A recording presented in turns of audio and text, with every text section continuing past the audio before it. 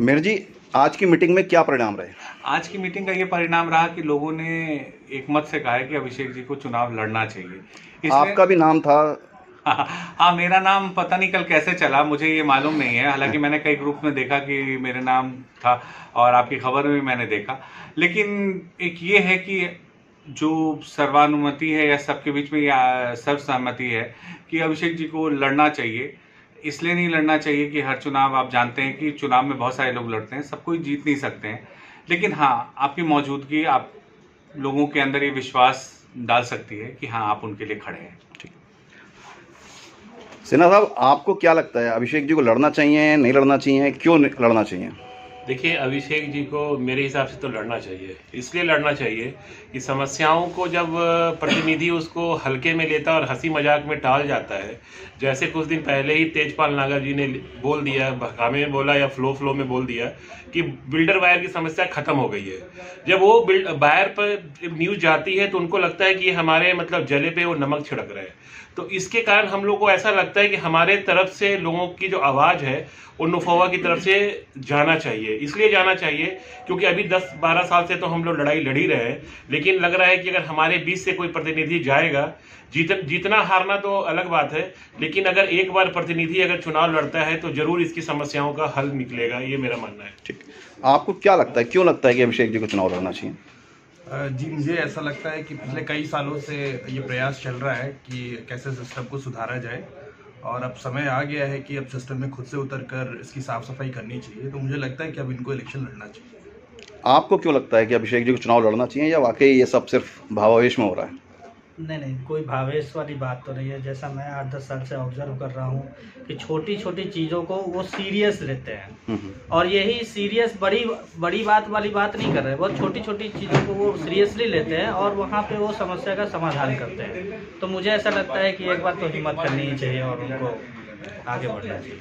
अभिषेक कुमार जी को ये चुनाव में लड़ना चाहिए। इसलिए लड़ना चाहिए क्योंकि जिस हिसाब से हमारे ग्रेटर नोएडा वेस्ट में समस्याएं हैं और समस्याओं को लोग हल्के में ले रहे हैं। लोग योगी जी और मोदी जी के नाम पे उनके दिमाग में चल रहा है कि हम जीत जाएंगे, हम कर जाएंगे। लेकिन लोग जो ग्रेटर नोएडा वेस्ट के लोग हैं, जिन्होंने अपने हार्डकोर मनी लगाए हैं, उनका एक सपना था कि यहाँ आएंगे तो हमें सारी सुविधाएं मिलेंगी, लेकिन उस सुविधाओं को लोगों तक नहीं पहुँच पा रहा है। इसलिए लोग काफ़ी दुखी हैं और लोग दिन पे दिन सोच रहे हैं कि कुछ बदलाव हो। इसलिए अभिषेक कुमार जी को आना चाहिए। आपको क्या लग रहा है कि अभिषेक जी लड़ेंगे तो कैसा चुनाव रहेगा? देखिए, चुनाव लड़ेंगे या नहीं लड़ेंगे, अभिषेक जी का जो इम्पोर्टेंस है इस एरिया में वो तो बना रहेगा, इसमें कोई डाउट नहीं है। वो घर घर तक पहुंचे हुए हैं और घर घर के लोगों में एक रेस्पेक्ट के नज़र से लोग देखते हैं उनको। तो वो यदि चुनाव लड़ते हैं तो कोई डाउट नहीं है कि वो जीतेंगे। अब सवाल ये हम लोगों ने उनके ऊपर छोड़ा, उन्होंने एक दिन का समय लिया है, तो उनका फैसला जो भी अंतिम रहेगा हमारे सर आंखों पे। लेकिन एक चीज़ है कि हम लोग त्रस्त तो हैं, मोदी जी और योगी जी के नाम पे हम वोट देते हैं, उनका बहुत सम्मान है। लेकिन जो बेसिक समस्याएं हैं, चाहे पानी हो, सीवर हो, ट्रांसपोर्टेशन हो, मेट्रो, कुछ भी आप ले लीजिए, हर जगह हम लोग तबाही के ही हालत में अभी तक पड़े हुए हैं। खास करके ग्रेटर नोएडा वेस्ट की मैं बात करूँ तो ग्रीनरी हो, कुछ भी आप ले लीजिए, सब चीज़ बिल्कुल ही सही कंडीशन में नहीं है और जनप्रतिनिधि इसके लिए सीरियस नहीं है। मतलब आप मान के चलिए 2013-15 से मान के चलिए लोगों ने रहना शुरू किया है। पहला एफओबी 2024 में आकर के लॉन्च होता है और इसकी वाहवाही की जाती है। मतलब हम मेट्रो मांग रहे हैं, आप एफओबी बना करके खुश हो रहे हैं। तो ये हालत है हमारी। तो हमें चाहिए जो हमारे आसपास का, हमारे साथ का कोई आदमी हो जिस तक कम से कम पहुंचे तो सीरियसली हमारी बात सुने। अभी तक इनके हाथ में कुछ नहीं है तो इतना सुनते हैं, करते हैं और जाकर के चीज़ों को निवारण करवाते हैं जो भी इनके बस में रहती है और काफ़ी तक अच्छा रिजल्ट हमें मिला भी है। तो आगे चल करके हमारी उम्मीद यही है कि हमारे में से 20 का कोई आदमी निकले। अब लोकसभा हो, विधानसभा हो, ये चुनाव हो या अगला चुनाव हो, ये हमने उनके ऊपर छोड़ा है, बट जरूर उनको आना चाहिए। दीपांकर जी, आप नेफोवा के एक प्रमुख स्तंभ कहे जाते हैं। इस पूरे जो जनता की मांग है, इसमें आपको क्या लग रहा है? सर, जनता की मांग तो जायज़ है। हम तो चाहते हैं कि अभिषेक जी हमारा प्रतिनिधित्व करें, क्योंकि जो समस्याएं हैं उसके लिए पिछले लगभग 12-13 साल से लगातार संघर्ष कर रहे हैं। घर खरीदारों के कई सारे मुद्दों को इन्होंने सुलझाया है और हमें आगे भी उम्मीद है और हम चाहते हैं कि ये अपने दावेदारी पेश करें, परंतु जो हमारी समस्याएं वो राज्य स्तर जो विधानसभा से होगी। तो व्यक्तिगत रूप से मैं ये चाहूँगा कि 2027 के विधानसभा में काफ़ी प्रबल दावेदार बन के उभरे और ये जरूर से विधानसभा पहुँचे।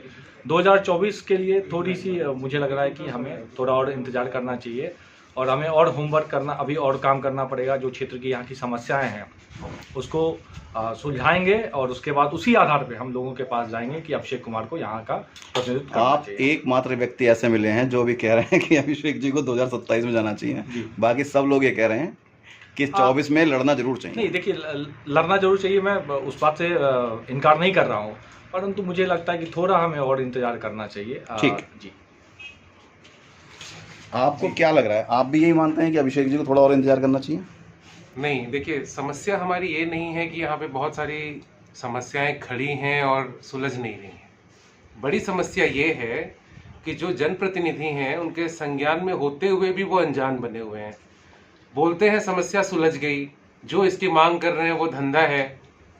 हमारी मांग सिर्फ इतनी है, एक बहुत मशहूर शेर है जो कुछ देर पहले भी मैं बात कर रहा था, उसूलों पे गराज आए तो टकराना ज़रूरी है, अगर जिंदा हो तो जिंदा नजर आना जरूरी है। उनको पता होना चाहिए कि ठीक है समस्याएं हैं, आपको अगर समस्या को एक बार स्वीकार कर लें, समझ लें तो सुलझाएंगे।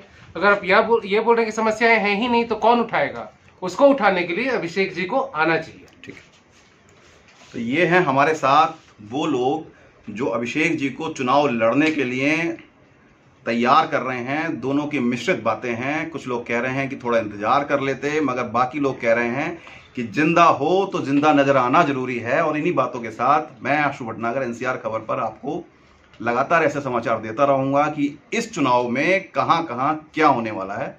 बने रहिए हमारे नए यूट्यूब चैनल एनसीआर खबर डिजिटल के साथ।